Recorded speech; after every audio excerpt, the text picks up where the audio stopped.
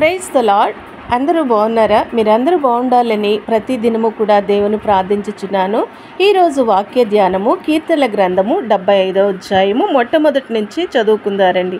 దేవా, మేము మీకు కృతజ్ఞతాస్తుతులు చెల్లించుచున్నాము. నీవు సమీపముగా ఉన్నావని కృతజ్ఞతాస్తుతులు చెల్లించుచున్నాము. నరులు నీ ఆశ్చర్య కార్యములను వివరించుదురు. నేను యుక్త కాలమును కనిపెట్టుచున్నాను. నేనే న్యాయమును బట్టి తీర్పు తీర్చుచున్నాను. భూమియు దాని నివాసులందరూ లయమగునప్పుడు నేనే దాని స్తంభములను నిలుపుదును. అహంకారులై ఉండకుడని అహంకారులకు నేను ఆజ్ఞ ఇచ్చుచున్నాను.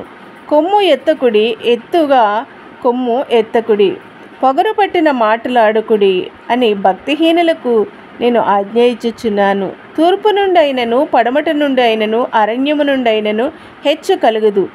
దేవుడే తీర్పు తీర్చువాడు. ఆయన ఒకని తగ్గించును, ఒకని హెచ్చించును. యెహోవా చేతిలో ఒక పాత్ర ఉన్నది, అందులోని ద్రాక్షారసము పొంగుచున్నది. అది సంభారముతో నిండి ఉన్నది. ఆయన దానిలోనిది పోయిచున్నాడు.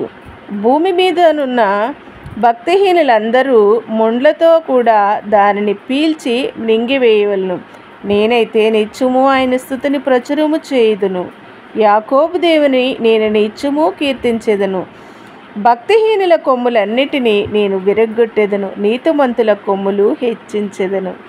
దేవుడు ఈ వాక్యమును దీవించి ఆశీర్వదించునుగాక. ఆమేన్. God bless you all.